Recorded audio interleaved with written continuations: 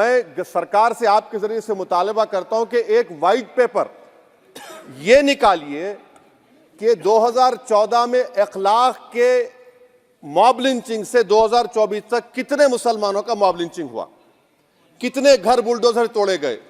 और साथ ही साथ आप एक वाइट पेपर जारी कर दीजिए कि चीन 2000 स्क्वायर किलोमीटर पर कब्जा करके बैठा है या नहीं है, डेप्सांग डेमचौक हमारे पास है या नहीं है। और आखिर में सर आपका बेहद शुक्रिया कि आपने 3 मिनट में बोलने वालों को इंटेलिजेंट कहा, और ज्यादा बोलने वालों को अब क्या कहेंगे आप बोल दीजिए चेयर पे, तो अच्छा रहेगा। नहीं, मैं बोल देता हूँ अभी। तो जो 3 मिनट में बोल देते हैं वो इंटेलिजेंट तो है ही, और जो ज्यादा बोलते हैं, जो ज्यादा बोलते हैं उनका ज्ञान क्या बेवकूफ नहीं होते हैं वो, तो ज्यादा का ज्ञान। सर आपने मुझे बोलने का मौका दिया। सर मैं पहले ये बात वाज़ेह कर देना चाहता हूँ कि मैं इंडिया में नहीं हूँ मगर वतन अजीज़ का हूँ, और मेरा मामला ऐसा है कि मैं अब लाइन ऑफ एक्शन पर हूँ। भारत की राजनीति में अगर कोई लाइन ऑफ एक्शन पर है तो मैं हूँ। सर मेरे चंद सवालात हैं जो मैं उम्मीद करता हूँ कि हमारे मोहतरमा वज़ीर साहिबा जब जवाब देंगे, इसका जवाब, मेरे सवाल का जवाब देंगे। यूपीए में जीडीपी ग्रोथ था 6.8 एवरेज, नरेंद्र मोदी की सरकार में जीडीपी ग्रोथ हो गया 5.9 एवरेज। इसका जिम्मेदार चीन है या पाकिस्तान है, बता दीजिए। Fiscal deficit as percentage of GDP, fiscal deficit as percentage of GDP sir वो था 4.7 यूपीए के टाइम पर, नरेंद्र मोदी की सरकार में हो गया 5.1 एवरेज। इसका जिम्मेदार कौन है? हाँ, पाकिस्तान है। सही कह रहे हैं आप। मान लिया आपके अकल की तारीफ करता हूं। सर इन्फ्लेशन है यूपीए के हुकूमत में 8% था, नरेंद्र मोदी की सरकार में 5% है।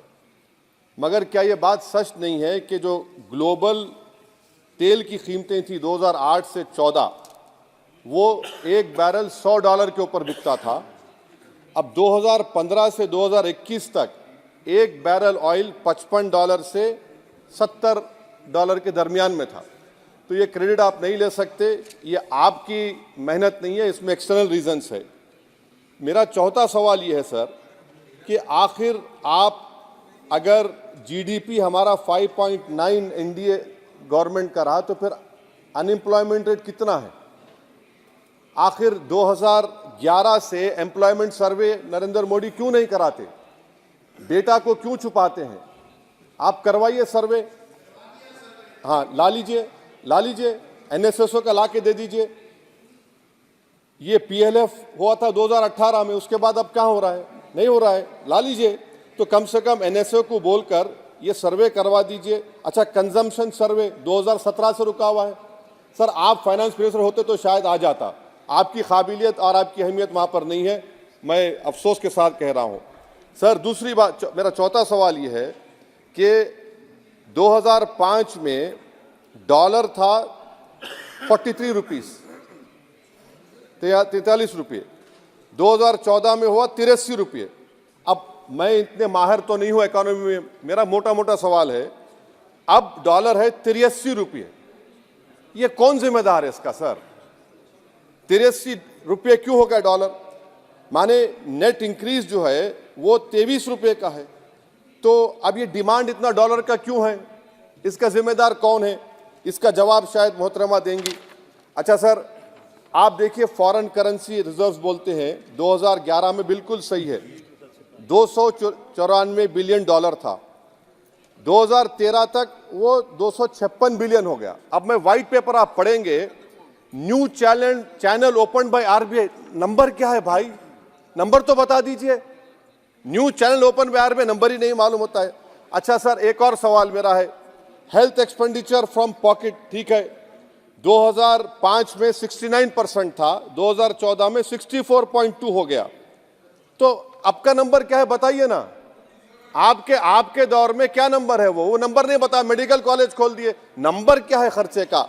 तो ये जो व्हाइट पेपर है, एटलीस्ट 2020 का डेटा दे दो आप। ये व्हाइट पेपर सर मोर रेटरिक है देन सब्सटेंस। डिमोनेटाइजेशन की बात ही नहीं कर रहे। डिमोनेटाइजेशन तो बर्बाद कर दिया देश के गरीबों को, इसका जिक्र ही नहीं करेंगे, वो तो मास्टर स्ट्रोक था आपका, मगर बर्बाद हो गए। सर मैं कंक्लूजन में, क्योंकि आपने अक्लमंद कहा है मुझे कम टाइम में बोलने वालों को, तो मैं सरकार से आपके जरिए से मुतालबा करता हूं कि एक वाइट पेपर ये निकालिए कि 2014 में 1 लाख के मॉब लिंचिंग से 2024 तक कितने मुसलमानों का मॉब लिंचिंग हुआ, कितने घर बुलडोजर तोड़े गए। सर मैं खत्म कर रहा हूं, सर खत्म कर रहा हूं। और साथ ही साथ आप एक वाइट पेपर जारी कर दीजिए कि चीन 2000 स्क्वायर किलोमीटर पर कब्जा करके बैठा है या नहीं है, डेप्सांग डेमचॉक हमारे पास है या नहीं है। और आखिर में यूपीए के वक्त में माइनॉरिटीज बजट में फ्री कोचिंग था, आपने बंद कर दिया। मौलाना आज़ाद फाउंडेशन आपने बंद कर दिया, मौलाना आज़ाद फेलोशिप आपने बंद कर दिया। फाउंडेशन तो 9, 10, 12 माइनॉरिटीज के बच्चों को स्कॉलरशिप मिलते थे, प्री मैट्रिक स्कॉलरशिप आपने 9th क्लास से उसको रेस्ट्रिक्ट कर दिया। हो गया ये सर मैं खत्म कर रहा हूं सर। तो मदरसा एजुकेशन आपने खत्म कर दिया। ये क्यों किया आपने भाई? हद तो ये होगी कि आपके पास 2014 में एक मुस्लिम वजीर था, अब तो एक भी नहीं है, एक भी नहीं है। अजीब है मामला। अब आप देख लीजिए, तो ये बातें हैं सर। और फिर सर ये व्हाइट पेपर में आप देखिए सर, ये व्हाइट पेपर में बिजनेस स्टैंडर्ड का एक आर्टिकल का जिक्र है मिस्टर शंकराचार्य का। ये शंकराचार्य साहब जो है, मिस्टर शंकराचार्य, ना रेटरिक पर रेटरिक लिखे रहे, आप उसका तोते की तरह लिख दिए उसको, ना नंबर भी देते वो। तो ये जो व्हाइट पेपर है सर, ये मोर रेटरिक सब्सटेंस है। मैं उम्मीद करता हूं कि कल तक देश के प्रधानमंत्री वो व्हाइट पेपर जारी कर देंगे कि कितने मुसलमानों का आपने मार्जिनलाइज कर दिया, बुलडोजर से घर तोड़े गए, कितनों का इनकाउंटर हुआ, कितने जेल में है यूएपीए में, और चीन कितनी जमीन पे कब्जा करके बैठा हुआ है। बहुत बहुत शुक्रिया सर।